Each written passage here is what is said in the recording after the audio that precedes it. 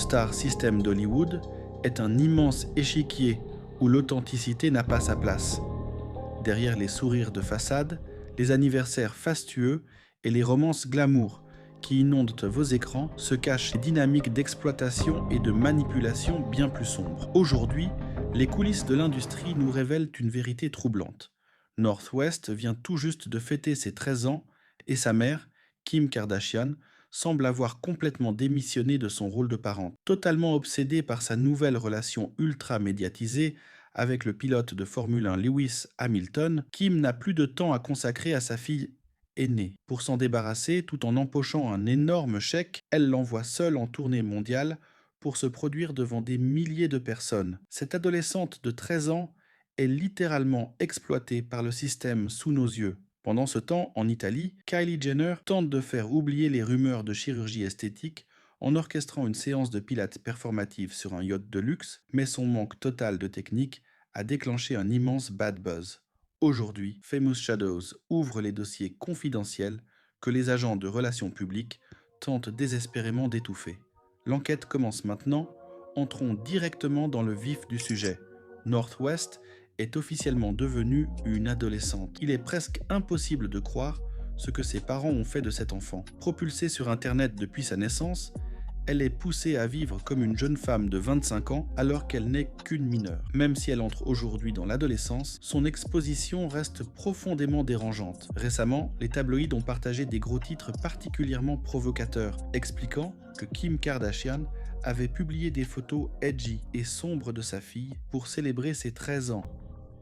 Pourquoi l'industrie ressent-elle le besoin de sexualiser et de survendre l'image d'une enfant en ligne? Pour ses 13 ans, Kim avait bien sûr planifié un événement majeur, comme elle le fait chaque année. Par le passé, North a eu droit à des fêtes mémorables, notamment des sessions de shooting thématiques ou l'incontournable fête Candyland. Mais à l'époque, les critiques avaient déjà fusé. Kim n'avait pas organisé cette fête pour faire plaisir à ses enfants, mais pour servir sa propre marque de commerce. Tout est une opportunité de branding chez les Kardashian. La vie de North a basculé avec le lancement forcé de sa propre musique et de sa marque personnelle. On aurait pu imaginer un anniversaire chill, un dîner en famille ou une session studio fermée, mais le système en a décidé autrement. Kim a partagé un message sur ses réseaux en écrivant « Joyeux anniversaire à ma Northie » avec la voix d'Uzi, faisant explicitement référence au rappeur Lil Uzi Vert. Si l'on prononce le nom de cet artiste très rapidement, le public sait pertinemment que la phonétique rappelle un message démoniaque dont il joue constamment. Qu'une mère de famille utilise ce genre de référence pour les 13 ans de sa fille montre à quel point les barrières morales se sont effondrées à Hollywood.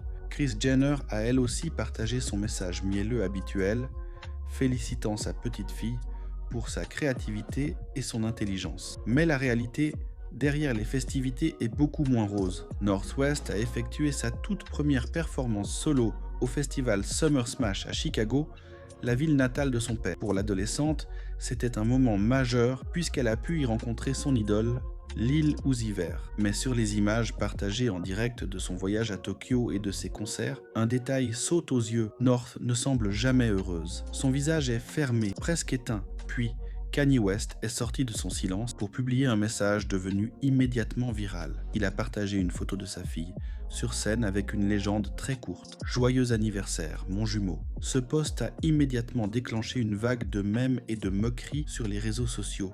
Les internautes ont ironisé sur le fait qu'un homme de près de 50 ans utilise le pour s'adresser à sa propre fille.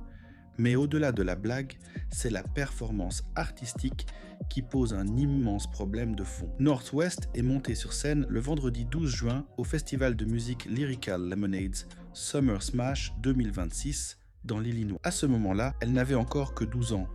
Imaginez-vous un instant au milieu d'un festival de musique, entouré d'adultes, et vous devez regarder une enfant de 12 ans hurler et faire des vocalises approximatives sur scène. Ce n'est pas du divertissement, c'est un malaise généralisé.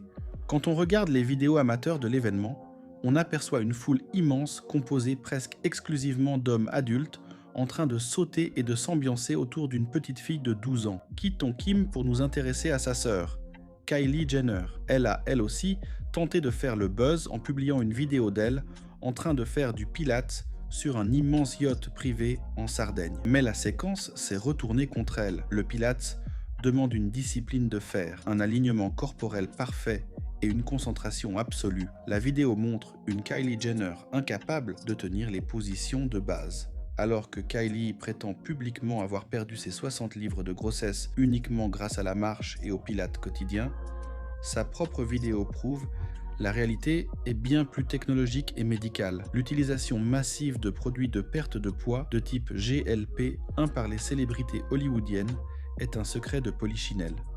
Faire mine de s'entraîner les cheveux détachés sur un yacht de luxe n'est rien d'autre qu'une mise en scène publicitaire pour une future campagne avec la marque Halo Yoga.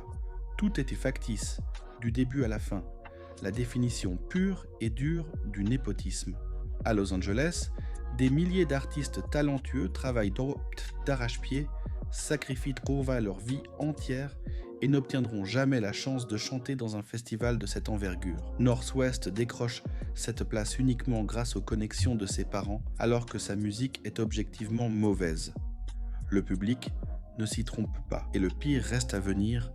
Pour renflouer les caisses de ses parents, cet enfant vient d'être engagé pour une tournée nationale de 14 dates à travers le pays.